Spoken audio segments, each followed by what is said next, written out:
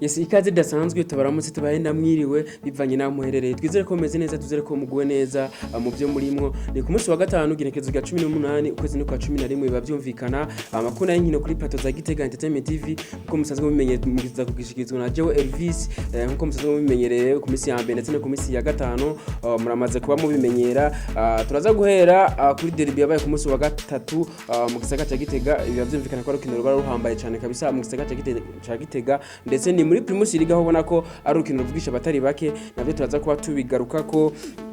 kurundi ruhande turaza kunyarukira cyane muri mu ntamba mu rugamba tubabwire uko bigiye kuba bibandanya hariya mu gihugu ca Maroc aho ubona ko bari gukina inkino za kivandimwe ndetse tuze kunyarukira cyane muri Limited Women's League birumvikana ko ari umupira w'amaguru ku ruhande rw'abigeme ndetse turaza kubabwira amafishi atandukanye muri Ligue Nationale aho ubona ko bageze kuri journée yabo ya nyuma ari journée igira indwi biba byumvikana ndetse tuza kunyarukira cyane muri Primus League aho ubona ko bageze kuri 13e journée biba byumvikana ndetse tuze kurangiriza hano iwacu kuivuga hano iwacu muri sport tuze kurangiriza umupira w'amaboko basketball habona ko mu gisagara cya Gitega hatunganije tournoi d'ouverture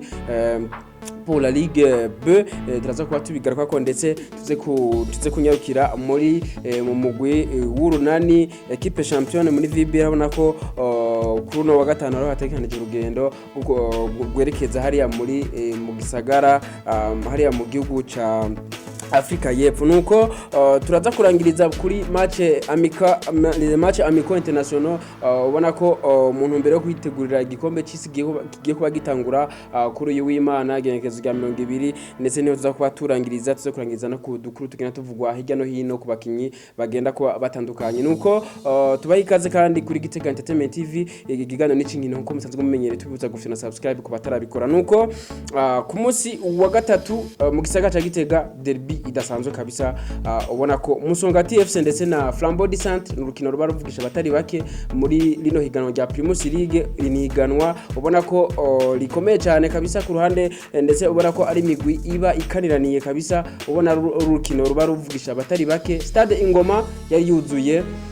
kuva hasi gushika hejuru twavuga yuko byari ibintu bitangaje kabisa aho ubona ko Stade Ingoma abayizi barayizi yari yuzuye kabisa impande zose ubona ko byari bimeze neza n'urukino rwarabwe n'abatari bake urukino rwavugije abatari bake kabisa ndetse urukino rwaje ko rutangura igihe cy'isaha 9 birumvikana Musongati FC yakiri n'umugwa Flambeau du Centre urukino ruza kurangira ari bitsindo bibiri ku bindi ino migwi kabisa bagenda bavuga bati Flambeau du Centre twatwiteze yuko iza kuba yerekana ibidasanzwe kabisa kuri no rukino aho benshi bataha amahigo kabisa n'umugwa Musongati ariko Musongati ikaba yaraje kuba ihagarara neza imbere y'abakunzi bayo maze birabonekana yuko Musongati yakinye urukino rudasanzwe nubwo Flambeau du Centre naje kuba yerekana ubuhinga budasanzwe ariko byarabonetse yuko kabisa no Musongati nayo yari yariteguye bihagije nuko Juma Mohamed bimusaba iminota 13 yonyene kugira ngo ashobore guha igitsino ca mbere ashobore guha umunezero bano bakunzi ba Musongati ku minota tugira 13 gusa yaramaze kubaha umunezero mu gutereka igitsindo ciza cyane kabisa ubona cyari igitsindo kibereye ijisho nuko Gakwaya Leonard aza kuba agombora igitsindo cyinjwe n'umusore azwi kizana rya Juma Mohamed ku munota wa 24 Leonard Gakwaya kabisa nawe yaje kuba aho umunezero bano bafana ba Flambeau du Centre ndetse ubona ko Kesi Jordan ku munota wa 27 aza kubaterekamwo igitsindo nawe cyo guha umunezero kandi bano bafana mu Musongati ndetse ubona ko igice ca mbere kigomba kirangire ku minota y'agasuhunuzo ubona ko Musanga Ali yaje kubateka nawe mugisindo kigira kabiri cyo kugombora maze igice cyambere kiza kurangira ari bitsindo bibiri ku bindi ku mpande zose nuko urukino rwaje kuba rurangira kuko mu gice kigira kabiri nta gitsino kabisa cyaje kuba kiboneka kuri no migwi yose nuko twabwira nk'ivyo kuri derby yabaye ku munsi wa gatatu n'urukino kabisa rwari rwitabwe n'abatari bake urukino rwari rwitabwe n'abantu benshi urukino rwabaye muri condition nziza twavuga ko rwanaheze kabisa benshi batashaka ko rwari urukino rubereye ijisho twabwira nk'ivyo nuko mu ntamba mu rugamba ku munsi wa gatatu niho bakina urukino n'umugwi wa Cote d'Ivoire hariya mu gihugu ca Maroc aho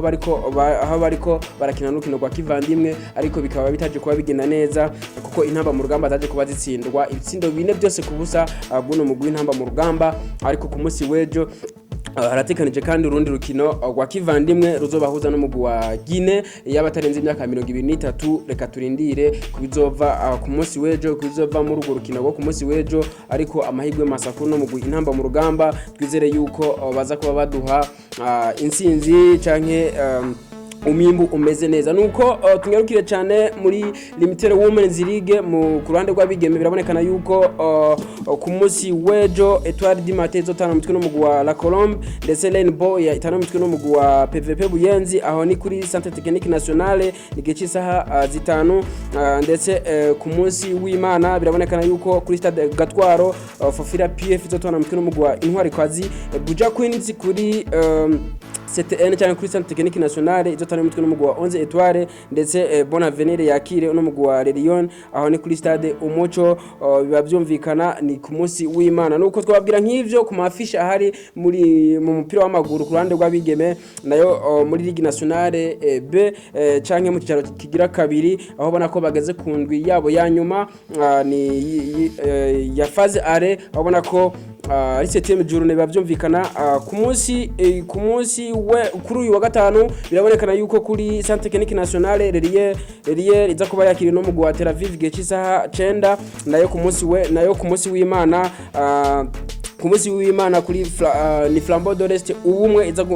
yatanye mutwe no mugwi wa RRB Amaspiri igihe cy'isaha 7 Legends Athletic yakire no mugwi wa Muzinga ndetse Academy de Ira yakire no mugwi wa Tara Star hose izo nkino zose kazobera kuri Centre Technique Nationale mu gisagara ca Bujumbura biba byumvikana mugwi wa mbere muri pool A ni Relier ariko banganya amanota no mugwi wa RRB Amaspiri biba byumvikana amanota bose ni 12 ndetse muri pool B birabonekana yuko inkino zizoba ku munsi wejo ni kuri wa gatandatu biba byumvikana New Force zotana mutwe n'umugwi wa Garage Express igihe cy'isaha 7 Buganda City itana mutwe n'umugwi wa Buhumuza aho ni igihe cy'isaha 7 nyene na Royal FC kuri Stade Ngoma yakire n'umugwi wa Rekroko Rimwe Dongozi yakire n'umugwi wa Moso Sugar birabonekana yuko umugwi wa mbere muri rino higanwa muri rino pool B yuko ari Rimwe Dongozi n'amanota 16 uno mugwi nturatsindwa kabisa n'urukino na rumwe uretse ko umaze kuba unganya urukino rumwe nuko twababwira nk'ivyo ku mafishe ahari muri Ligue Nationale B canke mu cyicaro gira kabiri twababwira nk'ivyo nayo muri Primus League 13e journée kabisa niho baza kuba bageze birabonekana yuko kuri uyu wa gatandatu hari inkino nyinshi zitandukanye abona ko hari amafishe arenga atanu birabonekana yuko Magara Young Boys iza kuba itanye mutwe no mugwi wa Burundi Sport Dynamique aho ni kuri Centre Technique Nationale ndetse Vitaro FC yakire uno mugwi wa Atletico New Oil Tigre Noir yakire no mugwi wa Bujumbura City ni hariya mu Ruyigi Interstar yakire no mugwi wa Kayanza United ni hariya kuri Stade Urunani Top Junior yakire no mugwi wa Rukinzo aho ni ku munsi wejo inkino zose bikabonekana yuko uno mugwi wa Top Junior zokina igice 9 z'umuhinga mu bavyumvikana ndetse kuri w'Imana tariki 20 birabonekana yuko kuri Stade Ingoma na Flambeau du Centre kabisa izotana mutwe no mugwi wa Olympique Star birabonekana ko ari gihe cy'isaha 9 z'umuhingamo Message Ngozi yakire uno mugwi wa Musongati FC igihe cy'isaha 9 kuri Stade Urukundo ndetse Bumamuru yakino mugwi wa Aigle Noir Club Sportif hariya kuri Stade Urunani twabwira nk'ivyo ku mafishe ahari muri Primus League nuko ayo ngaho iwacu tuyarangize mu mupira w'amaboko basketball abona ko mu gisagara ca Gitega naho baje kuba bategura tournoi de vertire pour la Ligue B bibonekana yuko ari kintu bise weekend full kabisa mu gisagara ca Gitega ku kibuga Komando aho beshi bazi mu gisirikare hariya ku kibuga caho ubona ko bizaba bimeze neza guhera kuri no wa gatanu abona ko kuno wa gatanu gice 9 Imbeya 2 iza kuba itanye umutwe no mugwa wa JJB ubona ko ariho baza kuba batanye mu mitwa ndetse ku munsi wejo Dinos ikazotana umutwe no muguza gutsinda hagati y'uno mugwa Imbeya 2 ndetse na JJB niwo mugwi uzocutana umutwe no mugwa wa Dinos ndetse ku rundi ruhande gice 9 nye ku munsi wejo Imbeya 1 izotana umutwe no mugwa Young birabonekana yuko arukina kabisa zoba ruhambaye kuko ino migwi kabisa ni migwi isanzwe ikina neza ni migwi beshi basanzwe bazi yuko itavyorosha ndetse ku munsi w'Imana niho urukino rwa nyuma ruzoba ruba uzoba rubagwa gwino tunwa duvetire pour la Ligue B birumvikana aho ne mu gisaga ca Gitega nuko ku rundi ruhande equipe champion muri VBL murayizi ni Urunani Basketball Club birabonekana yuko kuri no wa gatanu ho baje kuba niho hatekanije urugendo gwerekeza hariya muri Afrika y'Epfo nkuko tubikesha umunyamabanga mukuru wuno mugwi wa Urunani ari we Fabrice Mutekano nkuko abimenyesha avuga ati uno munsi niho hatekanije urugendo ruberekeza hariya mu gihugu ca Afrika y'Epfo aho bagiye kuba bitabira zino nkino za Elite 16 World Two Ball twagiye tubibabwira birabonekana yuko urukino rwa mbere barufise kuri uyu wa kabiri ni ginekezo rya 22 birumvikana bazotana mitwe n'umugwi wa Kenya PA Gechisaha 8 z'umuhingamo nayo ku munsi wa gatatu urukino rugira kabiri NBA Academy Africa ubona ko bazotana umutwe n'umugwi w'Urunani Gechisaha 8 nyene ndetse urukino rugira gatatu ni Cape Town bizotana umutwe no Cape Town Tigers bizotana umutwe n'umugwi w'Urunani ku munsi wa gatatu nuko tuzogenda tubibabwira uko vyagiye biragenda muri no mugwi w'Urunani Basketball Club murazi ko ari umugwi uri kwaduserukira cyane neza muri zino nkino za World Two Ball nuko turangirize cyane muri zino nkino amico canke match amico international twagiye tubibabwira abona ko bariko bitegurira inkino z'igikombe c'isi twagiye tubibabwira abona ko ku munsi w'Imana ariho kizoba gitangura igicisa 12 kabisa Equateur izo bitangira mu mitwe n'umugwi wa Qatar hariya mu gihugu ca Qatar habera izo nkino z'igikombe c'isi nuko ku munsi kuri uyu wa kane niho baje kuba bakina inkino za kivandimwe imigwi itari mike imigwi iserukira gihugu Peru yari kiratsinda no mugwi wa Paraguay igitsindo kimwe kubusa ndetse Ghana yari kiratsinda ibitsindo 2 no mugwi wa Suisse ndetse Japan yari kiratsindwa no mugwi wa Canada ibitsindo 2 kuri kimwe Maroc yari kiratsinda no mugwi wa Georgia ibitsindo 3 kubusa nayo Slovenia yari kiratsinda no mugwi wa Romania ibitsindo 2 kuri kimwe Portugal yari kiratsinda no mugwi wa Nigeria ibitsindo 4 kubusa aho ni kuri uyu wa kane ku nkino zabaye kuri uyu wa kane inkino za kivandimwe birabonekana yuko ndetse kuri no wa gatanu Cameroon gihe cy'isaha gitandatu iza kubiri gatano mutwe n'umugwi wa Panama ndetse Belgique izo kwitabira igikombe c'isi yanakana yuko kuba ikakina n'umugwi wa Egypt gicisaha 11 nuko turangirize kuri zino nkuru kuri Sadio Mane ndetse na CR7 Sadio Mane ntagiye kuba aboneka muri gikombe c'isi n'umugwi wa Senegal